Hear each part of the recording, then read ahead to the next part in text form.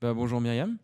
Bonjour Arnaud, merci beaucoup de cette invitation. Je suis ravie d'être là. Merci à toi, merci de nous rejoindre sur ce podcast. On est aussi très content je suis très content de te recevoir. Merci. Euh, Et et ben, merci à toutes tes équipes aussi, ah oui, quand oui. Même. Merci Ouais, Julie, merci Estelle, effectivement exactement. et merci Mathilde pour l'organisation. C'est vrai que ça fait plusieurs épisodes maintenant, donc Ouais. moi j'ai juste à venir ici poser mes questions, Ouais, donc c'est, c'est c'est- plutôt c'est beaucoup confortable. aussi. Euh, non, écoute, on peut démarrer, si tu veux, par toi revenir un petit peu sur ton parcours. Alors, évidemment, c'est un podcast sur le conseil, mais on sait que tu as eu aussi une vie avant le conseil, notamment politique et autres. Donc, si tu pouvais revenir un petit peu sur ton parcours et quelles sont les raisons qui ont fait que tu t'es retrouvé dans le conseil, ça pourrait être intéressant. Ouf, tu as le temps. Ouais. ça, ça peut être long. On a une heure, on a une heure. Non, j'ai commencé ma vie professionnelle d'abord dans le 18e arrondissement de Paris. À l'époque de Bertrand Delanoë et Daniel Vaillant qui étaient maires. J'ai beaucoup travaillé sur les questions de prévention, d'insertion des jeunes en difficulté. Et puis en 2008, j'ai été élue pour la première fois sur la liste du 18e. Donc j'ai été élue à la fois en tant qu'adjointe au maire du 18e, mais également comme conseillère de Paris et adjointe au maire de Paris, où j'ai travaillé auprès de Bertrand Delanoë jusqu'en 2014, de 2008 à 2014. J'ai appris beaucoup de choses, hein, puisque tu parles du lien avec le conseil. Bah, tu apprends le terrain, tu apprends le concret, les situations de vie, les ruptures éducatives, les ruptures familiales, les ruptures sociales aussi qu'il peut y avoir. J'ai beaucoup travaillé par exemple sur l'enfance en danger, donc ça a des impacts évidemment importants. Et puis tu es confronté aussi aux attentes immédiates des habitants, Hmm. donc c'est évidemment des points extrêmement importants. En 2014, j'ai eu la chance de rentrer au sein du gouvernement sous la présidence de François Hollande, d'abord autour des sujets de la politique de la ville, en direction des 5 millions de Français qui vivent dans des quartiers dits de la géographie prioritaire, c'est-à-dire là où le revenu des habitants est inférieur à 7 500 euros annuels. Hein. C'est ça Hmm. la réalité de la géographie prioritaire. Donc évidemment, dans ce contexte-là, tu peux imaginer que les questions de développement économique des quartiers, les questions d'insertion sociale et professionnelle, les questions aussi d'éducation et d'apprentissage, de formation sont essentielles. La puissance publique doit jouer un rôle important en la matière. Et puis en septembre 2015, j'ai été nommée ministre du Travail. J'ai tenu ce poste pendant plus de, je crois, 22 mois. Donc là, vraiment sur les sujets de dialogue social, de développement de la négociation collective. À l'époque, c'était la loi La travail, fameuse. enfin, dite loi El Khomri. Je suis pas, j'aime pas parler de moi à la troisième personne, on va le dire comme ça. Qui a presque 10 ans hein, maintenant. Ah oui, ça passe. En août, ça fera 10 ans. Donc, Les ministres durent moins longtemps maintenant. ouais, mais bon, au gouvernement, on a appris évidemment l'arbitrage sous contrainte, la responsabilité, la nécessité aussi d'expliquer des décisions difficiles. Hein. La question notamment de la formation des demandeurs d'emploi avait été posée avec beaucoup d'acuité à ce moment-là, de développement de la négociation collective. Et voilà, la question de l'emploi et l'emploi des jeunes, évidemment, était un point important. Et donc, et puis en 2017, au sortir du gouvernement, j'ai tout de suite basculé on va dire basculé comme ça, dans le conseil, avec, ben voilà, toujours des fondamentaux, aider des organisations à décider, à agir dans un environnement incertain. Et voilà, si je devais résumer, le décor a changé, évidemment. Mais le sujet reste quand même le même, c'est-à-dire faire avancer un collectif dans un monde qui change. Voilà, c'est ça qui me préoccupe au quotidien. D'accord. Et tu as commencé dans le conseil sur des spécialités, sur des domaines que tu faisais déjà précédemment, c'est-à-dire la politique de la ville, tous les enjeux sociaux. Est-ce que tu as directement commencé sur du conseil RH ou est-ce qu'il y a, il y a Bah, eu un lien comme ça? Oui, parce que le conseil en ressources humaines, c'est l'impact humain des transformations. Moi, c'est ce qui me guide depuis toujours dans mon parcours et je retrouve bien cela aussi aujourd'hui quand on accompagne des organisations. Alors, la temporalité entre le monde politique et le monde du conseil n'est pas le même. Le temps politique est extrêmement court. Ça met en jeu beaucoup d'acteurs. Mm. Et puis voilà, on est vraiment sur une culture du compromis où il faut faire avancer les choses. Dans le conseil, l'impact peut être beaucoup plus immédiat, Mm. évidemment. Euh, mais on retrouve quand même cette volonté d'être utile dans ce parcours-là. Le conseil nous permet d'être occupé de plein de réalités différentes, de terrains, de secteurs différents. C'est aussi un élément extrêmement intéressant. On est au plus près de toutes les organisations et l'objectif, c'est vraiment de pouvoir apporter des solutions. Et moi, c'est ça qui m'a toujours guidée dans toute mon expérience professionnelle. Mm. Trouver des solutions à des problématiques complexes. Voilà. Et bah, ça fait une très bonne transition, effectivement. Toi, ça fait un petit peu de temps maintenant que tu es dans le conseil. Qu'est-ce qui te fait rester dans le conseil? Qu'est-ce que tu apprécies dans ce métier-là? Beaucoup de choses. J'apprécie énormément beaucoup de choses. La première, peut-être, c'est, comme je te le disais, la diversité des missions. J'ai la chance de pouvoir travailler dans le secteur industriel, dans le secteur de la grande distribution, dans les services, enfin voilà, des industries, des secteurs d'activité complètement différents, donc des sujets qui sont très variés et voilà, qui nous demandent, enfin finalement, qui maintient, on va dire, une forme d'énergie intellectuelle permanente. Mm. Et ça, c'est un élément, voilà, moi, ça me booste, ça me donne beaucoup d'énergie. Et c'est évidemment un point important. Le deuxième, c'est de se nourrir des bonnes pratiques. Et Mm. ça, le métier de consultant nous le permet vraiment. Vous voyez des organisations qui ont trouvé des solutions dans des contextes parfois différents, mais des situations très, très concrètes, pardon. Mm. Et donc, vous, votre rôle, vous comprenez pourquoi ça marche et vous pouvez aussi aider d'autres clients à accélérer.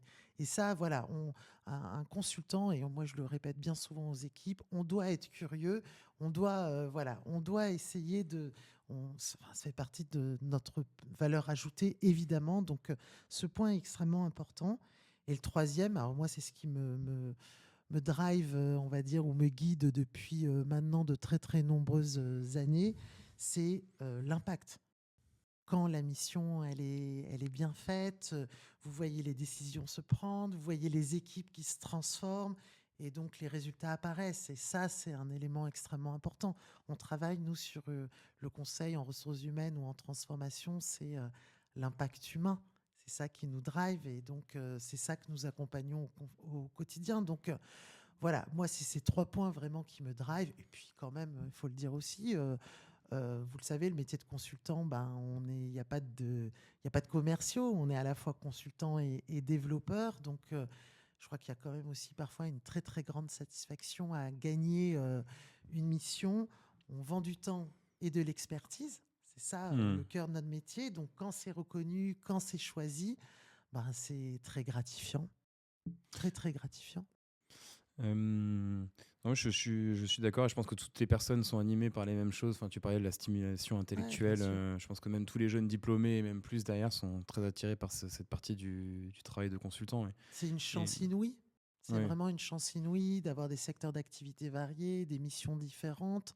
Aujourd'hui, nous, dans la business unit conseil, on a, au sein de Duo-Sciation, on a énormément d'expertise. Et donc, c'est vraiment l'alliance de ces expertises qui est extrêmement intéressante en termes de Alors solutions. justement, très bonne transition. Je voulais parler de Diosiassi, qui est la structure C'est que la tu maison diriges mère. maintenant. Enfin, en tout cas, la BU Conseil que tu diriges. Est-ce que tu peux revenir sur la jeunesse de ce projet-là? Je sais que c'est ça qui est intéressant dans ce podcast, c'est une structure de conseil qui est à l'intérieur d'un groupe. Tu vas nous Oui. l'expliquer. Et je trouve le positionnement très intéressant. Oui.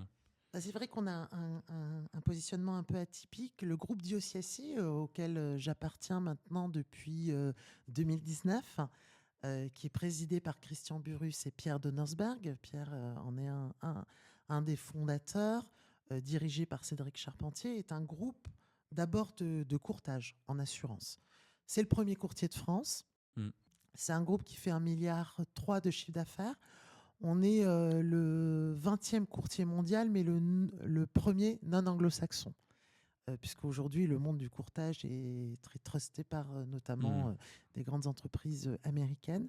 Donc, on est le premier d'origine européenne. C'est un point important. C'est aussi une des raisons pour lesquelles j'ai rejoint le groupe, et particulièrement Pierre Donnersberg à l'époque. Christian Burrus n'était pas. Le groupe a fusionné avec le groupe Dio en 2021. Donc, en 2019, c'est avec Pierre Donnersberg qu'on a commencé à développer la business unit conseil, qui était basé notamment sur des activités très fortes sur la retraite et les enjeux de rémunération. C'est-à-dire aujourd'hui, la BU Conseil, c'est l'alliance des équipes conseil de Diosiassi qui étaient portées sur les sujets de partage de la valeur, de rémunération, d'épargne retraite, d'épargne salariale depuis plus de 15 ans, auquel le groupe Diosiassi a racheté le groupe Oasis et compagnie en décembre 2024. Donc fondé, lui, par Éric Baudouin sur la partie Oasis. Donc le cabinet Oasis a 20 ans aujourd'hui. C'est une vraie fierté. C'est une activité, une expertise qui est reconnue en France depuis longtemps. Et Jean-Christophe Deruas, qui était le président de Soleris, qui fait une activité spécifique. C'est l'accompagnement des demandeurs d'emploi dans le cadre de marché France Travail. Mais si je remonte un peu, donc d'abord Diosiassi, on s'occupe des couvertures prévoyance santé de bon nombre de salariés en France et dans le monde. On s'occupe aussi des couvertures d'assurance des actifs des entreprises, de la flotte de véhicules à l'ARC et beaucoup d'autres. Donc, on est le premier courtier de France. Aujourd'hui, 1,3 milliard de chiffre d'affaires, 8 500 salariés en France et dans le monde.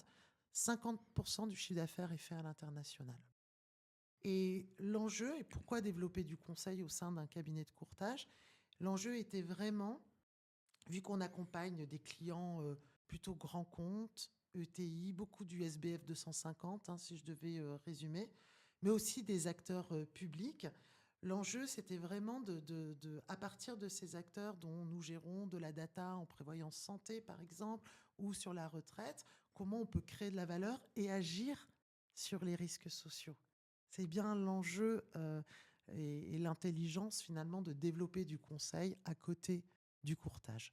C'est-à-dire qu'on a un capital confiance auprès des directions des entreprises parce que quand vous faites le métier de courtier est un métier aujourd'hui qui a beaucoup évolué. C'est pas un broker. Les risques se sont complexifiés de façon importante. Et donc, c'est des métiers de conseil, d'expertise extrêmement niche. Si on regarde sur les actives entreprises, sur la construction, sur la défense, sur les énergies renouvelables, sur le nucléaire, on est les courtiers du nucléaire français. Donc, on a un enjeu à la fois de souveraineté, évidemment, des données, d'où l'intérêt d'avoir un champion d'origine européenne sur le marché mondial. C'est évidemment un point important. Donc, on gère des données de santé, de rémunération. Donc, cette question de souveraineté européenne est évidemment importante. Mais l'enjeu, c'est aussi d'agir sur les risques.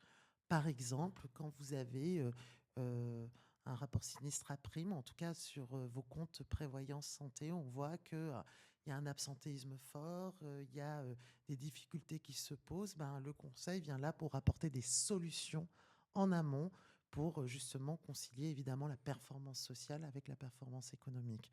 Donc l'enjeu, c'est d'agir. Et c'est aussi quand même de défendre un peu une idée de protection sociale augmentée. Il y a la prévoyance, la santé, la retraite, ok, mais dans l'engagement d'un collaborateur aujourd'hui dans une entreprise, ses perspectives d'évolution professionnelle, ça compte dans son engagement. Le fait de partager de la valeur, sur des plans d'actionnariat salarié ou autres, ça compte aussi. Il n'y a pas que dans sa reconnaissance, il y a évidemment la rémunération, mais il y a aussi la manière dont il est accompagné par son manager. Donc quand on forme des managers, notamment, ça permet aussi de fidéliser aussi les collaborateurs. Donc c'est aussi ça qui se joue derrière. Donc on a à la fois, nous, un terrain de jeu qui est l'international. On est courtier aussi dans des pays européens. On a des places aussi. 50% de notre chiffre d'affaires du groupe Diosiassi est fait aujourd'hui à l'international. On est très présent en Afrique, très présent en Asie, très présent en Middle East. Et on a évidemment, dans le contexte actuel, une pensée très forte pour nos collègues qui sont à Beyrouth ou à Dubaï, évidemment. Donc c'est voilà, c'est ça un peu notre terrain de jeu aujourd'hui et cette volonté de continuer à créer de la valeur pour nos clients en partant aussi d'un grand groupe qui sait gérer des datas de façon sécurisée, d'un grand groupe qui a une politique RSE importante. C'est aussi ma deuxième casquette dans le groupe. J'ai cette double casquette. À la fois, je dirige la BU Conseil, mais en même temps, à côté, je gère aussi toute la stratégie RSE De du l'ensemble du groupe, groupe, oui. ouais, en D'accord. France et à l'international. C'est une des chances aussi pour moi. D'accord. Et donc, ce que tu me disais, ce qui est intéressant, c'est que Oasis vous a permis aussi d'avoir d'autres expertises, Tout à d'incorporer fait. d'autres expertises, de faire d'autres types de missions.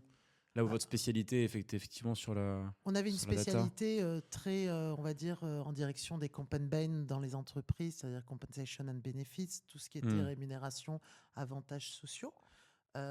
Puisque dans les équipes conseil de DioCSI, on est leader, par exemple, en communication en ressources humaines. On est leader aussi sur l'épargne retraite, l'épargne salariale. On fait à peu près 10 000 bilans retraite individuels par an. Donc ça, c'était les activités historiques de DioCSI. Et puis avec Oasis et toute l'expertise et tout le développement qui a été celui de ce cabinet Oasis depuis plus de 20 ans, on rajoute tous les métiers de l'accompagnement humain. Et c'est un élément important. Alors, à la fois Oasis Carrière et dirigeants, tout ce qui a trait au coaching, à l'outplacement, à Hmm. l'assessment des cadres. On rajoute également, et ça a un sens extrêmement important avec les métiers de la prévoyance santé, on a la chance d'avoir au sein des équipes l'IAPR. L'IAPR, on est sur la prévention des risques psychosociaux, sur la prévention primaire, secondaire et tertiaire. Et on sait qu'aujourd'hui, les questions de santé mentale se posent avec beaucoup d'acuité dans les entreprises. Donc évidemment, quand vous gérez la prévoyance santé, si vous pouvez gérer en même temps la ligne d'écoute et des salariés, si vous pouvez répondre très rapidement pour mettre en place une enquête dans l'entreprise quand il y a une difficulté, voilà, c'est aussi tout cela l'apport d'Oasis. C'est aussi évidemment toutes les questions de restructuring d'ingénierie sociale avec Oneda, qui est une marque importante aussi en la matière.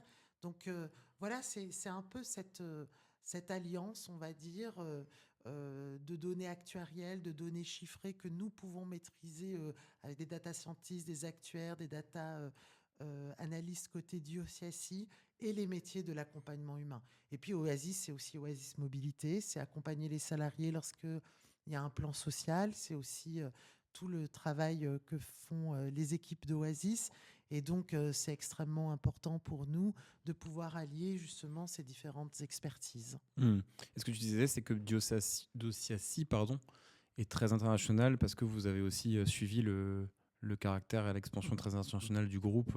Et c'est un Donc, enjeu aujourd'hui pour l'ABU Conseil. Le groupe DioCSI nous apporte plusieurs choses. Nous apporte d'abord évidemment un portefeuille client, hmm. hein, leader en France, très, très, très grand compte. Et j'ai envie de dire, la relation de confiance entre nos clients et les équipes du OCSI, elle est importante. On analyse les risques. On est dans finalement l'intimité de nos clients. Hmm. Les risques qu'ils vivent aujourd'hui, qu'ils soient des risques sur les actifs de leur entreprise ou les risques humains. Donc on est vraiment dans cette relation-là. Euh, Ça apporte aussi être adossé à un grand groupe, un groupe établi qui est solide financièrement, qui est le groupe DioCSI évidemment, dont Ardian est un des actionnaires et dont entre Christian Burus et les managers, on a à peu près 56% de l'actionnariat du groupe. Donc c'est des éléments extrêmement importants. Ça nous apporte aussi une connaissance terrain qui est voilà, on connaît les risques, je le disais, les contraintes de l'entreprise, les signaux faibles, et puis on a des synergies techniques extrêmement fortes. Des synergies sur le juridique, des synergies sur la data, des synergies également sur la conformité, l'actuariat et la stratégie RSE du groupe. Donc tout ça apporte. Donc c'est vrai que c'est un positionnement différent, mais c'est un positionnement pour nous qui est extrêmement important et on est dans l'intimité des dirigeants des entreprises qui nous permet en effet d'aller plus vite. tout simplement. Et, et l'activité de la BU Conseil, elle est quand même essentiellement en France. Elle est sur des types de secteurs en particulier. Alors, l'ABU Conseil aujourd'hui est très française. Nos activités sont principalement en France, même si Hmm. on peut faire, lorsqu'on fait une mission de grading, lorsqu'on fait des missions de recherche de repreneurs, par exemple, sur du Hmm. petit M&A, ça c'est évidemment un terrain de jeu qui s'étend. Mais globalement, on est en France. Notre stratégie aujourd'hui, elle est de se développer à l'international, en Europe principalement. Ça, c'est un point important. Et en Europe principalement, là où on a déjà des activités de Hmm. courtage. Voilà, D'accord. c'est un peu la stratégie que nous suivons aujourd'hui. Ok. Et Donc, dans les métiers, si je devais résumer les gros enjeux auxquels on répond chez nos clients, c'est d'abord les questions de rémunération, de partage de la valeur et d'épargne retraite et salariale. C'est vraiment autour de ces enjeux-là que nous travaillons. Le deuxième enjeu, c'est tout ce qui est restructuring, ingénierie hmm. sociale et l'accompagnement à la fois de la communication sensible, mais aussi l'accompagnement du dialogue social. On a la chance, depuis moins d'un mois, d'avoir créé une practice au sein de l'ABU Conseil autour du dialogue social avec l'arrivée d'Olivier Guivarch, qui est un ancien dirigeant de la CFDT. Et ça, c'est un point important parce que euh, la culture, le climat social est important dans toutes les Hmm. expertises aujourd'hui. Évidemment, il faut avoir une vision stratégique du dialogue social. Et aujourd'hui, c'est ce que nous le permettons par aussi le développement de cette activité-là. Le troisième enjeu, c'est l'accompagnement, c'est le CARE.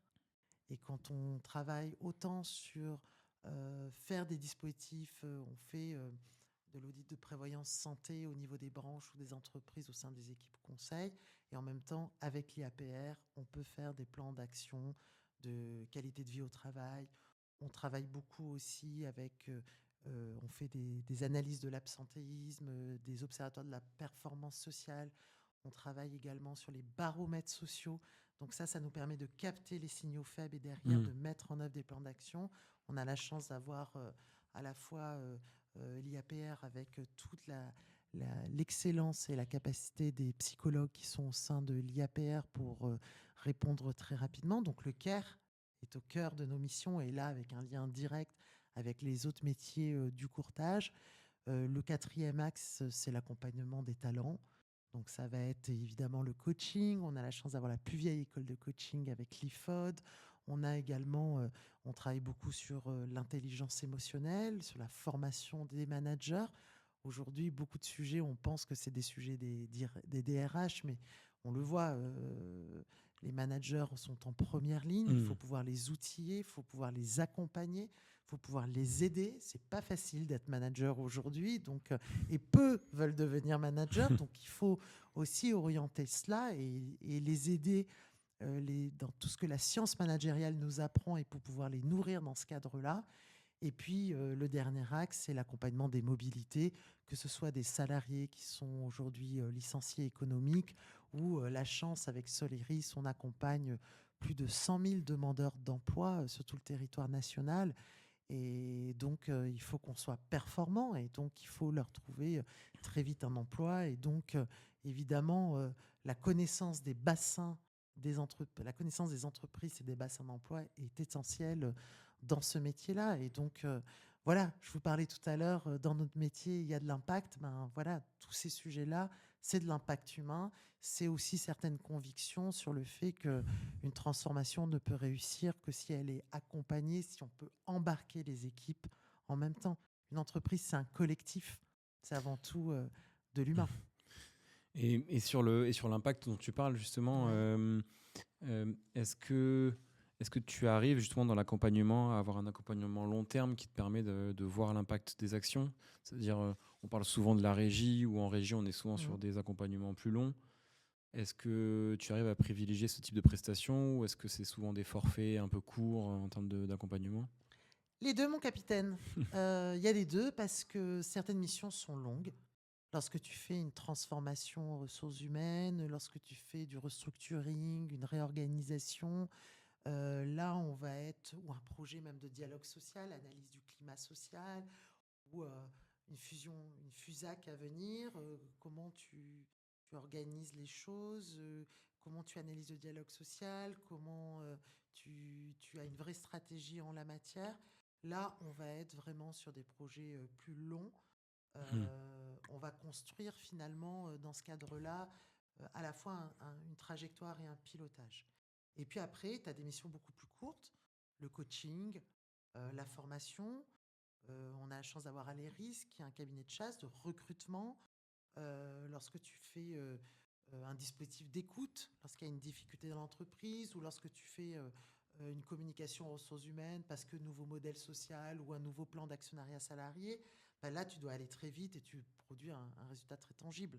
Donc voilà, on a vraiment les deux modèles parce qu'on a je dirais pas qu'on est un acteur généraliste RH, on est un multispécialiste en fait compte. Mhm. Et c'est l'alliance de ces différentes spécialités qui nous peut nous différencier aujourd'hui. Justement, j'allais y venir, vu que le marché est, bon, conseil au global est très compétitif, concurrentiel, Ouais. quel que soit le secteur, et c'est vrai que c'est le cas aussi du conseil RH.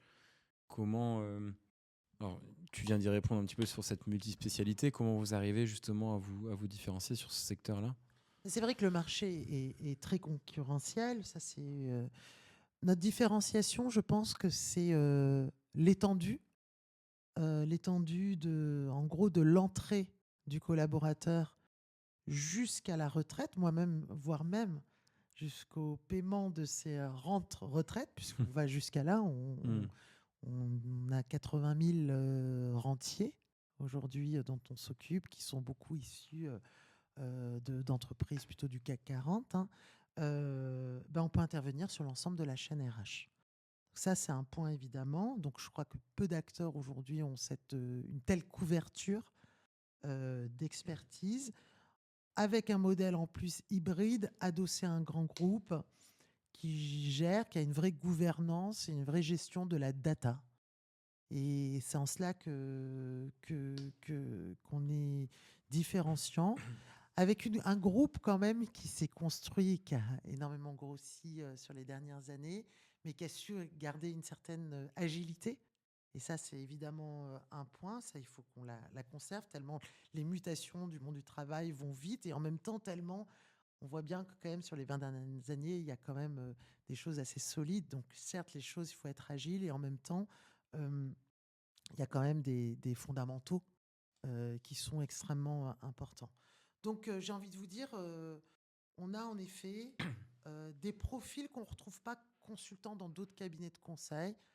Les métiers d'actuaires qui sont quand même des ingénieurs des Hmm. risques, beaucoup de data scientists, beaucoup de data analysts qui nous permettent de nourrir finalement aussi les métiers de l'accompagnement humain et de nourrir également nos capacités lorsqu'on travaille un peu plus en amont, en stratégie, sur la transformation, l'analyse de la pyramide des âges, l'anticipation. Voilà, ça nous permet de nourrir la photo de l'anticipation de certains risques.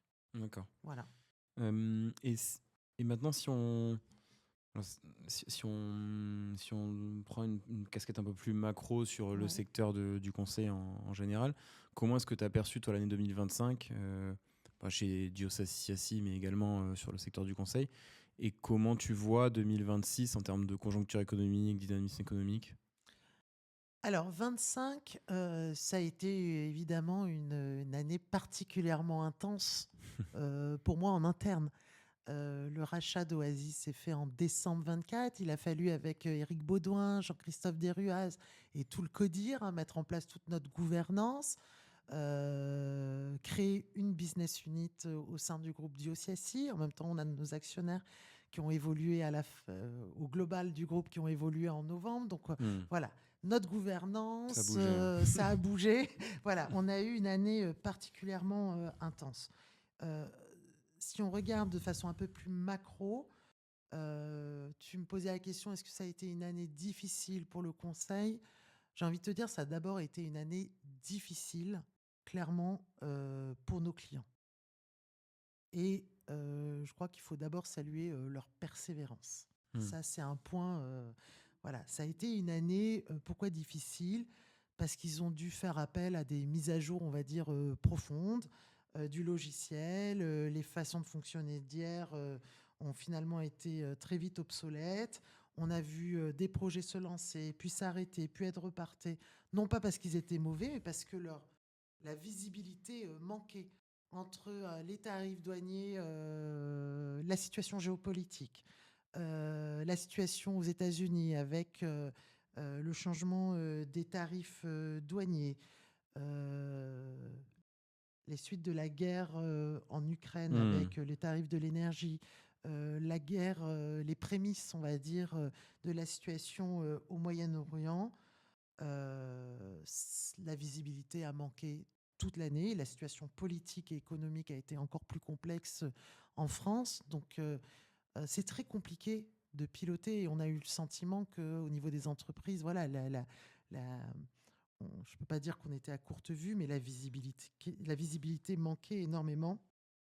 Et donc, on a passé beaucoup de temps à faire, défaire, reprioriser. Et ça, c'est le temps de décision qui a pris beaucoup plus de temps. Donc, l'année a été difficile économiquement plutôt pour bon nombre de nos clients. Et tu as eu des clients, toi, qui ont mis en pause des projets Oui, ouais. beaucoup. Beaucoup ont mis en pause, les temps de décision étaient plus lents. Nous-mêmes, on a parfois, parce qu'il y avait aussi un contexte électoral Hmm. sur l'année, donc nous-mêmes, quand le climat social ne s'y prêtait pas, quand les tensions étaient extrêmement fortes au niveau territorial, on a, on a nous-mêmes conseillé de repousser certains éléments. Et puis, on travaille sur la rémunération, l'actionnariat salarié. On ne va pas vous dire que les sujets d'actionnariat, de partage de la valeur ont été les sujets et les Hmm. expertises les plus demandées en 25. Non, il y a une réalité. On a les sujets de restructuring, les sujets de santé mentale, les sujets d'accompagnement des mobilités ont été beaucoup plus forts dans l'année Hmm. 25 que les sujets de coaching des cadres ou que les sujets de rémunération ou de partage de Oui, la bien valeur. sûr. Oui, Voilà. oui. Et en 26, ça part sur la même tendance En 26, on a un contexte qui est toujours difficile sur le plan de l'emploi. On a un contexte qui est toujours difficile sur la situation économique, hein, Hmm. en France. Euh, Néanmoins, le début d'année est plutôt très prometteur, on va le dire comme ça. Euh, L'activité est portée beaucoup par les sujets de transformation, est portée beaucoup par les sujets de restructuration, hein, Hmm. clairement. Il y a des nouvelles réglementations, je pense notamment à la directive européenne sur la transparence des rémunérations ou la loi RIC 5 qui apporte voilà, des obligations réglementaires qui font que depuis... qui rend plus porteur certaines expertises. La suspension de la réforme des retraites défait chez moi aussi des impacts, hein. Moi, il y a 120 personnes qui travaillent dans mes équipes sur les sujets d'épargne retraite, d'épargne salariale et d'accompagnement des retraites. Et puis, j'ai envie de dire qu'il y a un sujet qui monte et qui était très présent en 25, qui est très, très présent en 26, c'est que une entreprise, c'est un collectif. Alors, on est sorti du tout télétravail, etc. Mais au-delà de ça, quand on dit que c'est un collectif, faire entreprise, c'est le vivre ensemble, la culture de l'entreprise, le lien intergénérationnel, la charge mentale. On voit bien que là, c'est des vrais sujets aujourd'hui durables dans Et le lien, l'entreprise. d'accord. Ah, et tu sens le lien intergénérationnel, même en entreprise, tu sens que c'est un De sujet. plus en plus. De plus en plus, et notamment avec l'arrivée de l'IA. Hmm.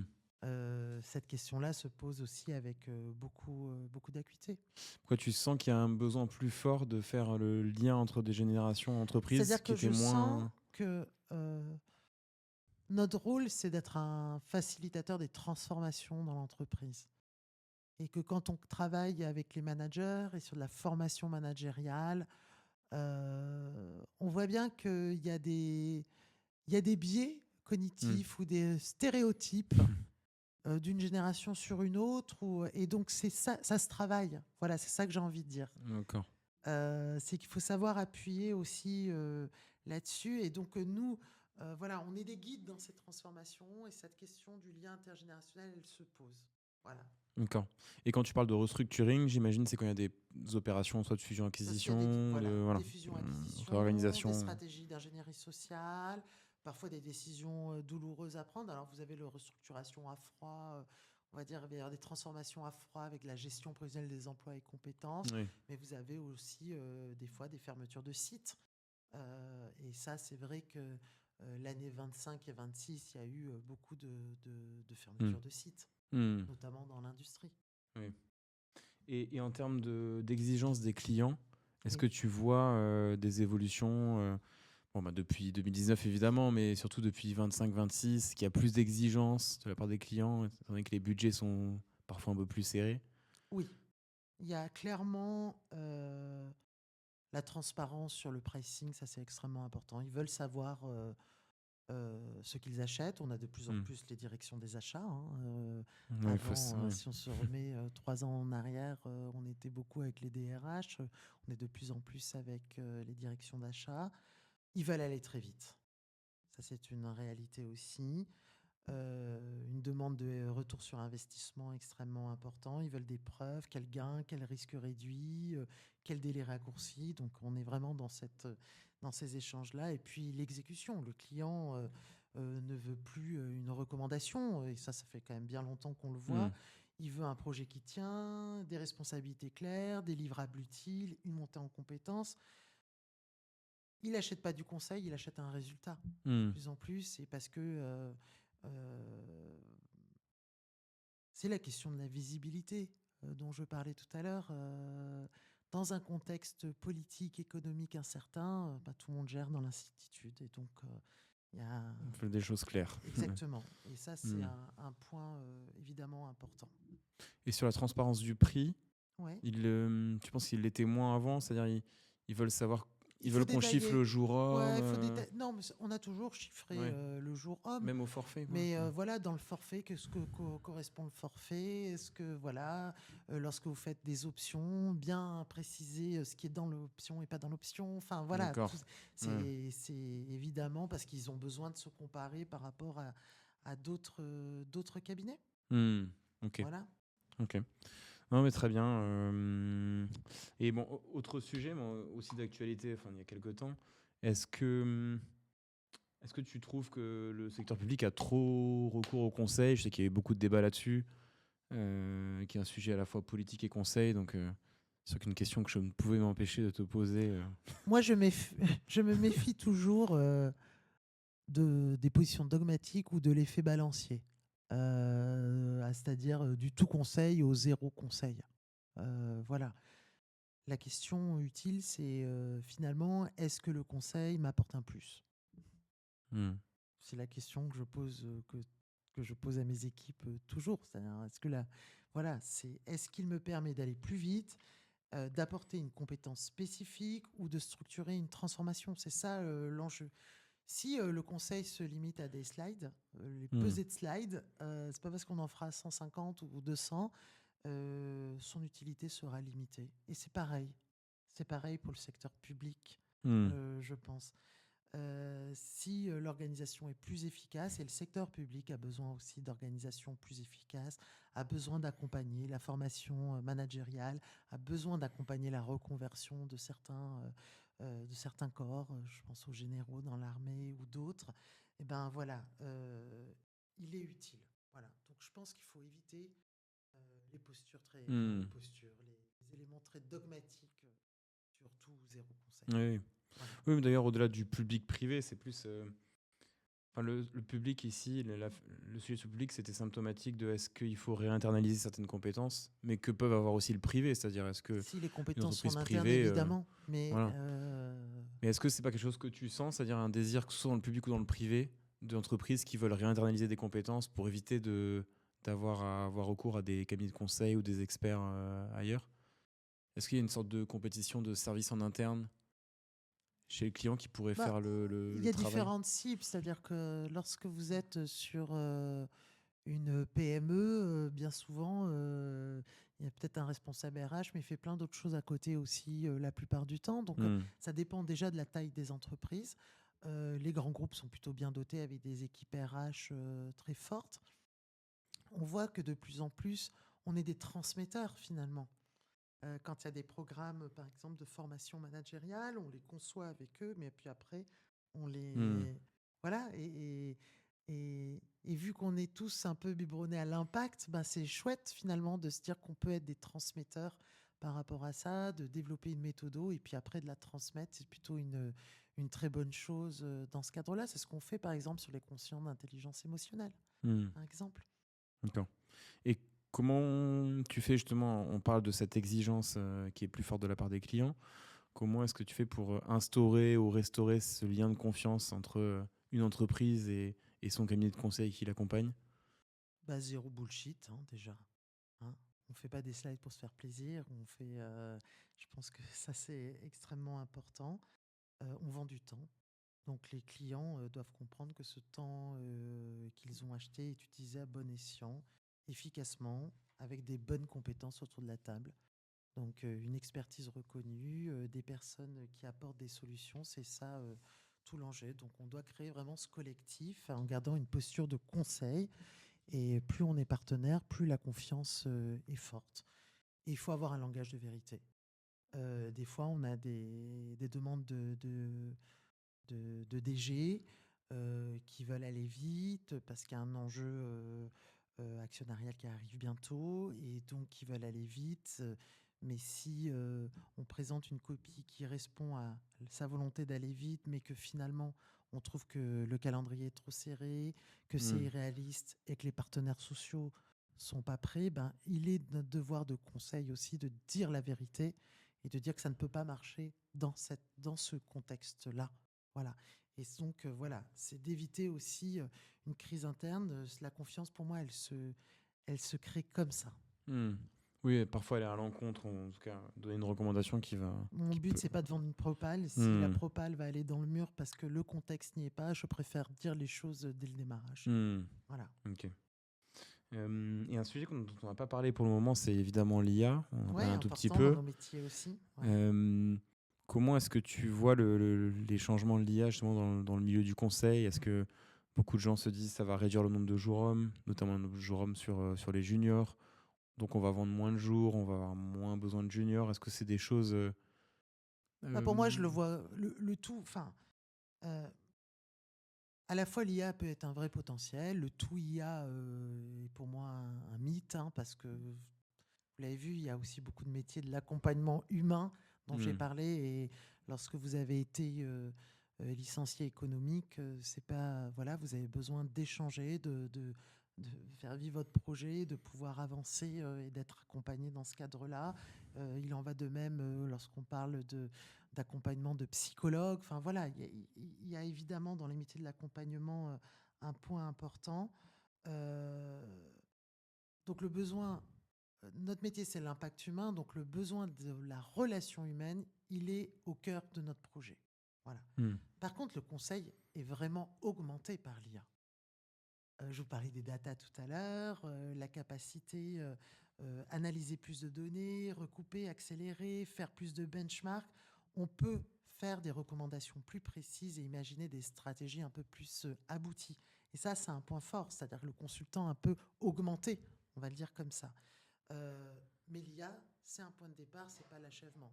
Et après, c'est quelle complémentarité. Nous, on voit par exemple quand on fait des gros baromètres sociaux qui peuvent d'une population presque de 20 000 salariés dans le monde. hmm, Donc c'est très intéressant parce qu'on a des biais culturels des uns et des autres, tout le monde ne réagit pas. Mais on a déployé depuis plus de 2 ans de l'IA pour mieux analyser les verbatims des collaborateurs. Ça veut dire qu'on enrichit réellement la matière de tous ceux qui ont pris le temps d'écrire des verbatims, de véritablement analyser ça à une... Voilà, quand vous avez à peu près 80 000 verbatims au total qui ressort, bah, voilà ce que peut apporter l'IA. Donc voilà, pour moi, je le vis vraiment comme une complémentarité. Nos consultants vont devoir de plus en plus être bilingues, on va le dire, en hmm, IA, adopter des bons usages. Donc ces usages-là, il faut évidemment les statuer, pouvoir en interne dans l'entreprise y poser une charte. On a déjà développé, nous, au sein du groupe DIOCSI, un dialogue social avec nos représentants syndicaux sur l'utilisation de l'IA, et il faut toujours garder une distance aussi très critique. Donc euh, pour moi, l'IA ne va pas remplacer les juniors, c'est un peu court-termiste. Je pense qu'ils vont permettre aux consultants d'être adoptés, mais ce qui va être intéressant, c'est la compréhension du trait. Nous, pourquoi par rapport au Big Four, par exemple, les jeunes, quand ils viennent chez Oneda, dans une des structures aussi du groupe Oasis, c'est qu'ils ont le contact aussi avec le client, qu'ils voient cette compréhension du terrain. Tout ça resteront véritablement pour moi des piliers de notre activité. D'accord. Mais il faut regarder, avancer vite, mais de façon mesurée. D'accord, tu n'as pas pour le moment des clients qui remettent en cause une partie de l'accompagnement parce qu'il y a l'IA et parce que vous pourriez faire plus vite avec l'IA ou en moins de jours. Tu n'as pas encore ce On type a de... évidemment, par contre, on travaille énormément sur l'impact de l'IA dans les entreprises, sur l'impact de l'IA sur les compétences. On a rendu un rapport sur l'impact dans les métiers de la banque, par exemple.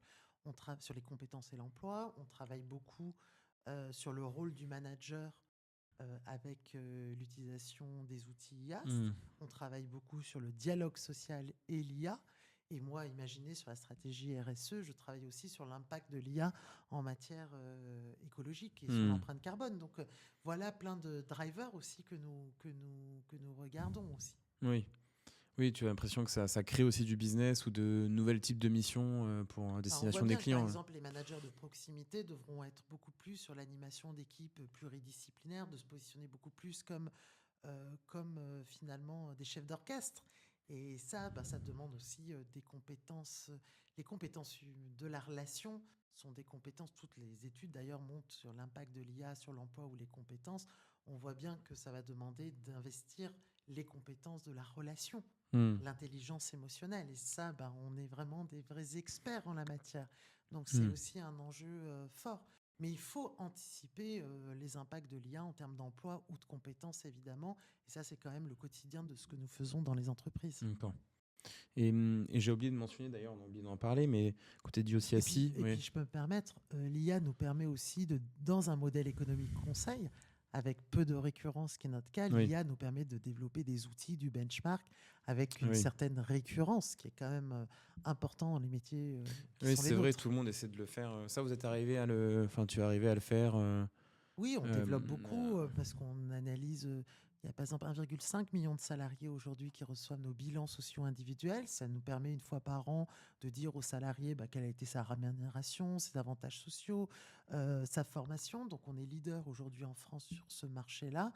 C'est 1,5 million de données réelles. Donc avec l'accord de nos clients, derrière, on est en capacité de transposer la directive transparence des rémunérations et d'avoir tout de suite un audit et un benchmark qui est prêt. Donc c'est aussi une réalité. Donc voilà, ça nous permet de rendre certaines offres plus... nos offres sont des offres d'accompagnement. On ne vend pas de produits. Mais avec l'IA, ça nous permet justement de vendre peut-être plus de produits de ce point de vue-là. Et puis, voilà, nous, on essaie, dans plein d'offres, on implémente un petit peu d'IA aujourd'hui dans certaines offres pour les rendre... souvent pour rendre la parole des salariés beaucoup plus... pour utiliser ce matériau. Voilà, exactement. D'accord. Donc développer finalement, si je devais résumer, notre stratégie est de développer des outils qui augmentent la valeur, qui accélèrent, qui peuvent libérer du temps pour se consacrer à la relation, l'accompagnement humain. D'accord. Voilà. Et oui, j'avais oublié de préciser, mais c'est vrai que côté d'IOCACI, vous êtes aussi très local, de ce que je comprends, du moins en France. Vous êtes ancré dans les territoires avec des bureaux dans les différentes régions, parce que de ce que tu me disais, c'est proche aussi pour vous, vu votre nature de conseil, d'être proche des fédérations. Voilà, le territoire est un acteur extrêmement important pour nous. Ça, c'est la chance de la fusion entre Dio et CIACI. Dio nous a apporté à la fois tout le mid-market, mais nous a apporté aussi des implantations régionales. Et au sein d'Oasis aussi, nous avons aujourd'hui près de 350 bureaux. Donc la BU Conseil a 350 bureaux partout en France. D'accord. c'est évidemment un point important parce que si, par exemple, quand vous devez accompagner des demandeurs d'emploi, il faut connaître le bassin d'emploi, il faut connaître les entreprises qui recrutent. C'est ce qui nous permet d'être performants aussi sur ces différents marchés. Et donc, le territoire est un acteur majeur aujourd'hui. Et même quand vous travaillez sur une activité qui va devoir fermer, il faut connaître les élus locaux, il faut connaître évidemment les représentants syndicaux, il faut être capable. Nous, on défend une certaine idée d'une culture du compromis. Donc, il faut que, voilà, ça veut dire que les uns et les autres parlent de leurs difficultés et puis essayer de trouver un chemin. C'est ça notre métier au quotidien. Et donc, c'est comme ça que nous travaillons aussi et c'est extrêmement important. Le territoire est un vrai acteur. Et donc, notre stratégie aujourd'hui de la BU Conseil, c'est d'être représenté aussi sur tous nos différents métiers dans les territoires. Mais c'est aussi de développer la BU dans toutes les implantations internationales que nous avons aujourd'hui. D'accord. Donc à la fois local et au niveau international. Oui, ce qui est assez différenciant, parce que c'est vrai que les cabinets de conseil sont souvent Ouais, à Paris, bien sûr. Lyon, Exactement. voilà, et Bordeaux, on va dire, de temps en temps, Lyon, mais on a y est peu depuis très de... longtemps. On vient de s'installer en Bretagne. On est très présent dans le sud-ouest, dans le Grand Ouest aussi. Et on a aussi aujourd'hui dans le Grand Est. Donc voilà, on commence à cocher pas mal de cases. D'accord. On a fait pas mal de sujets. Est-ce qu'il y a des choses que tu penses qu'on n'a pas abordées, des sujets importants dont tu aimerais parler un petit peu? Peut-être que tu me posais la question de 2026, au-delà des difficultés économiques qui sont présentes et politiques. On va rentrer l'an prochain, sera une année aussi de présidentielle. Je pense que ce qui est important aujourd'hui, c'est de rappeler qu'il faut jouer collectif, qu'on est quand même dans un monde qui est de plus en plus fragmenté, où les repères bougent, où les attentes vis-à-vis du monde du travail évoluent aussi beaucoup, où les générations cohabitent et doivent continuer à cohabiter. Ça, c'est extrêmement important. Et donc, dans ce cadre-là, la capacité à créer du collectif, pour moi, ça devient un avantage compétitif. Et ça, c'est ce qu'au quotidien, nous essayons de faire au sein de l'ABU Conseil, du groupe Diocésie, Oasis et compagnie. Et je crois que c'est là où nous, on peut jouer un rôle vraiment utile, quoi, finalement. C'est-à-dire comment tu aides à transformer l'incertitude en capacité d'action. Ça, c'est cœur, voilà. C'est cœur pour tous nos consultants. Et ce qui compte au fond, j'ai envie de finir comme ça, ce n'est pas ce qui compte au fond pour nous, c'est pas d'avoir raison, c'est tout simplement d'être utile. C'est une belle, Voilà. ce qui était un beau proverbe, ou alors une belle recommandation à avoir en tête, effectivement. Donc, toutes ces personnes qui cherchent à avoir le dernier mot dans les débats. Pas Être de... utile. La posture de consultant, c'est de l'exigence, une grande écoute, beaucoup d'humilité et une forte expertise. Et ça, on ne sera jamais pris en défaut sur la qualité des expertises. C'est un point extrêmement important. Et derrière, c'est comment on emmène, comment on embarque. Voilà.